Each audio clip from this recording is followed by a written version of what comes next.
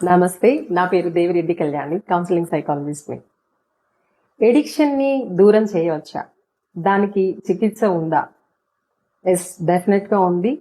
ఎడిక్షన్ని కూడా మనం ఒక జబ్బుగా భావించినప్పుడు, ఎడిక్షన్ అనేది చెడ్డ అలవాటుగానో తాగుబోతుతనాన్ని ఒక తప్పు పనిగానో మనం భావించడం, వాళ్ళని కొంచెం ప్రతిసారి మానమని ఫోర్స్ చేయడం, ఒత్తిడి చేయడం, ఇలాంటివి మనం చూస్తుంటాం. కానీ నిజానికి ఆ అలవాటు ఒక జబ్బు లాంటిదే. అది ఫ్యామిలీ మొత్తానికి వచ్చే డిసీజ్గా చెప్పబడుతుంది. దీన్ని తొలగించుకోవడానికి మిగతా జబ్బుల్లాగానే దీనికి కూడా ఒక ట్రీట్మెంట్ ఉంది, అది రీహాబిలిటేషన్.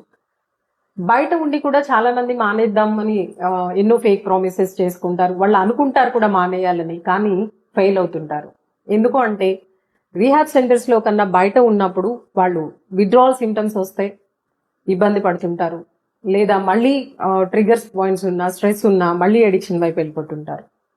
ఇక్కడ పర్టికులర్ టైం ఇక్కడే ఉండడం వల్ల వాళ్ళకి ఏదైనా మొదట్లో ఇబ్బందులు వచ్చినా, విత్డ్రావల్స్ వచ్చినా ఇక్కడ డాక్టర్స్ ఉంటారు, నర్సింగ్ స్టాఫ్ ఉంటారు, కౌన్సిలర్స్ ఉంటాం. వాళ్ళకి ఒక సపోర్ట్ సిస్టమ్ ఉంటుంది వాళ్ళలో ఉన్న లక్షణాలని ఎదుర్కోవడానికి, విత్డ్రావల్ సిమ్టమ్స్ నుంచి బయటపడటానికి.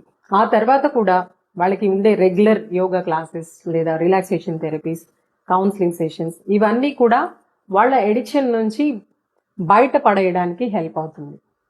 అదే బయట ఉంటే వాళ్ళకి సబ్స్టెన్స్ అవైలబిలిటీగా ఉన్నప్పుడు మళ్ళీ బ్రెయిన్ లో ఫీల్ అయినప్పుడు ఎప్పుడు దాన్ని తీసుకుంటుంటారు. ఇక్కడ మేము ఆ సబ్స్టెన్స్కి చాలా దూరంగా ఉంచుతాం కాబట్టి వాళ్ళు ఆ విషయం నుంచి తేలిగ్గా బయటపడడానికి మా సపోర్ట్ సిస్టమ్ వాళ్ళకి చాలా హెల్ప్ అవుతుంది.